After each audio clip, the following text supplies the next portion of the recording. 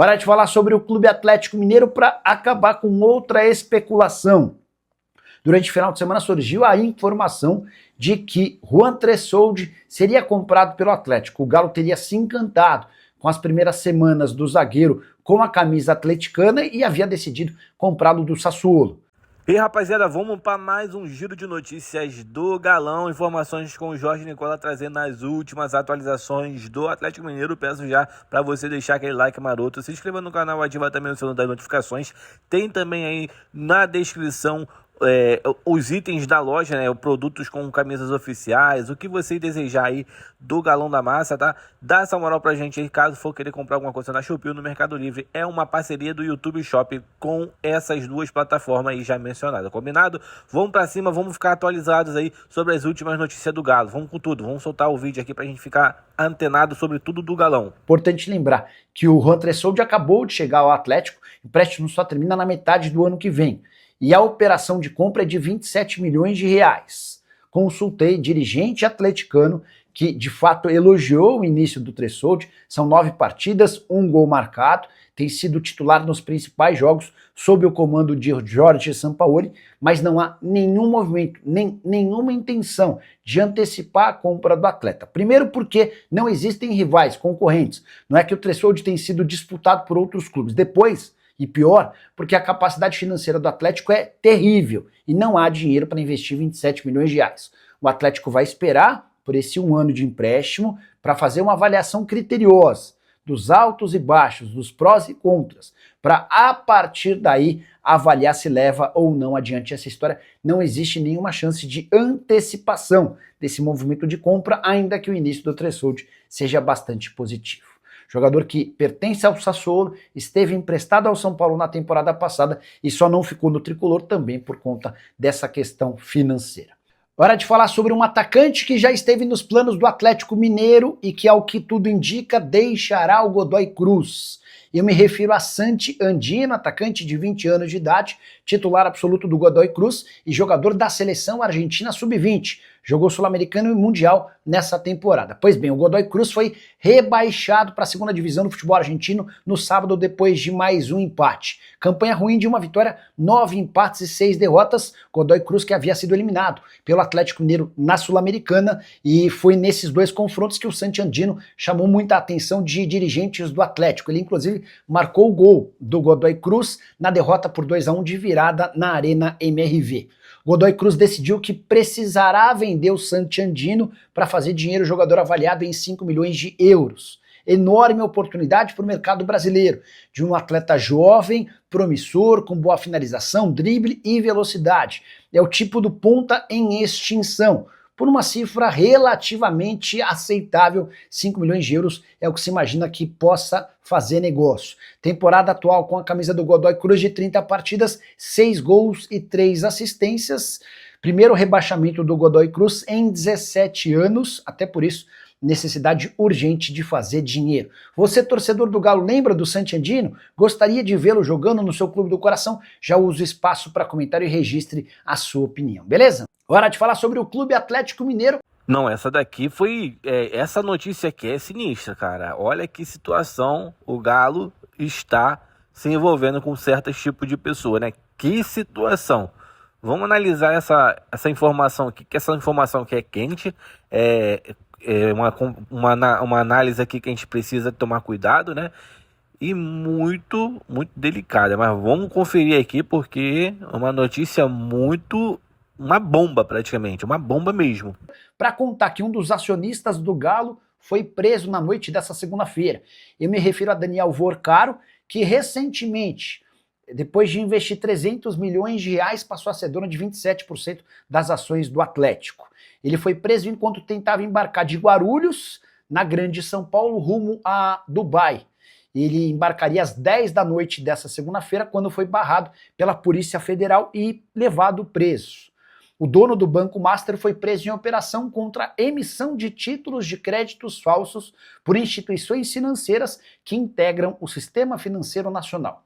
A grande pergunta que surgiu nessa terça-feira é: qual o impacto disso para o Atlético? O Galo pode ser punido? E a resposta é não. Nada tem a ver o fato de um dos acionistas serem presos, exceto pelo risco à imagem, né? Pelo problema à imagem. O Atlético tem a sua imagem manchada. Um dos acionistas, uma das pessoas importantes, acaba por ser presa, especialmente no momento em que o Atlético tenta no mercado, há quase um ano, a busca por mais um investidor. Então passa a ser um problema para ser resolvido. Primeiro, como solucionar essa questão de alguém que tem 27% das ações do Atlético e está preso? E mais, como o Galo vai buscar agora outro investidor disposto a colocar cerca de 700 milhões de reais no clube?